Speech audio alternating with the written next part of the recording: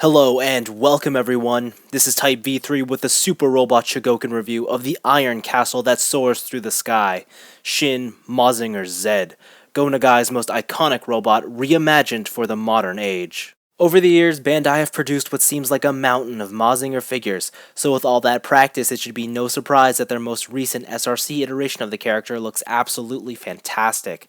The silver sections sparkle and the black coat of paint is slick, though what really makes this figure pop are all the little things. The head sculpt, for instance, is small, even more so the paint apps, yet they've been applied with such crisp precision. The hip joints have a rigid gunmetal sculpt to them, and around the knee joint is a subtle gold trim.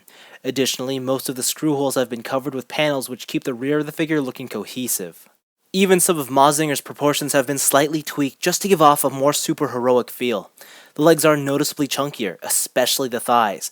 The forearms have a greater curve inwards towards the wrist, and the torso's been given a much more classic V shape to it. While these changes do make Mazinger somewhat less screen accurate, the overall aesthetic justifies the trade-off. A neat gimmick included is the removal of the hover piloter, and it's tiny. I'm amazed that Bandai went to the effort of adding small painted details and even including a transparent blue cockpit. Sadly, the wings don't fold down. Of course, this SRC does have its share of problems, although they are small ones at best. The large hole in his back as well as the gaps on the tops of the shoulders are aesthetic detractors. On the other hand, they do serve a functional purpose.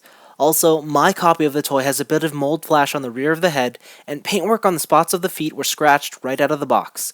Again, small issues here and there. Now this is a Chogokin release, so when it comes to diecast content, Shin Mazinger Z has a surprising amount within him.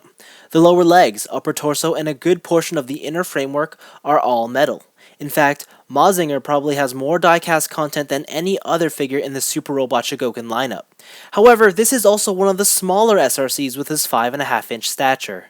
Combine both these traits and what you get is a rock, and this thing just feels solid. It does really feel like a rock because, I mean, with diecast here, and then again, most of the inner framework, it's just all compact into this awesome, hefty little robot. I love that. Articulation is as follows. You do get the double neck ball joint, so base and top. Really good range there. The shoulders are on the... First, they have the pull-out joint to them, so they can come outwards. And then the actual stem ball joint is a metal die-cast ball. So it's very tight, but it can get all the way around with a 360 movement. There is no bicep cut there, but there is a swivel at the elbow.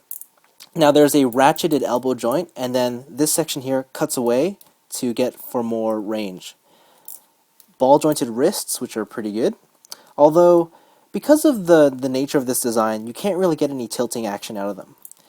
The torso section is great. There is a ball joint at the top and a ball joint at the base, so you can get some good emotive range there, and if you want even more range, you can click it upwards. He gets even more. Now, this gap starts to become a lot more noticeable, but that's just the nature of the joint.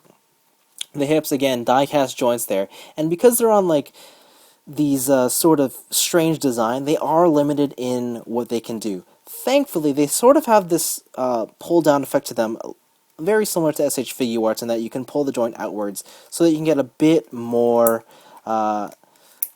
range out of that hip. So that's good. There is a thigh swivel, a ratcheted double-jointed knee, and you'll notice there is a gap here that is spring-loaded to just go away when you get the entire knee joint in effect, so you can definitely do that.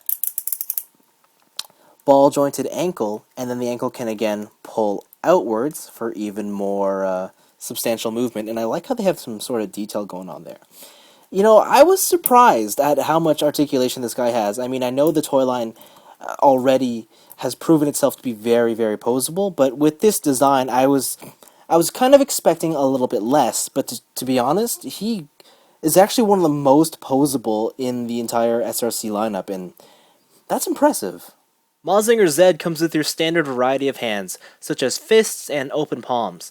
There's even gripping hands in the box, though this figure doesn't come with anything for him to hold, though that won't stop you from having fun. The final pair of hands is a combination of a pointing finger and another hand gripping the decapitated head of an enemy mechanical beast.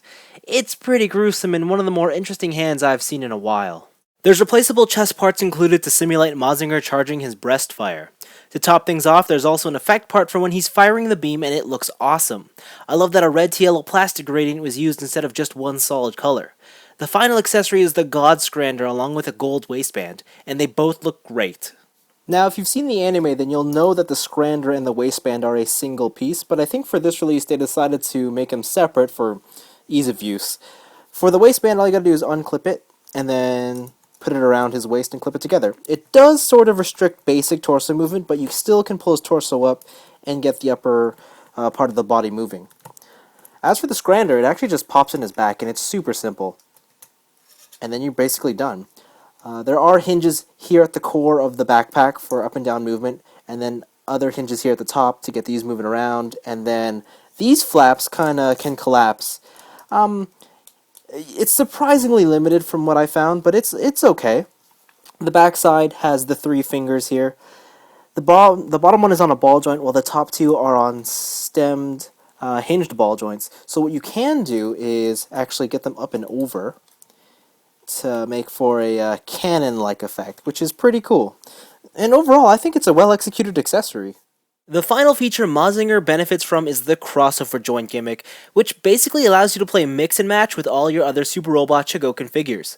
Wing packs and arms can be swapped, and if you've got any extra weapon sets, those can be taken advantage of as well. Without a shadow of a doubt, this is a fantastic figure. It looks good, has great playability, includes a large accessory count, and if die-cast content is what you're after at a relatively low price, then SRC Shin Mazinger Z's got you covered. To top things off, there's very few weaknesses with the entire set, and in the realm of Super Robot Chogokin releases, this is easily one of the best put-together packages yet. So what's the catch? Well, as far as I can tell, unless you're a Mazinger completist, there's almost no real reason to buy this figure.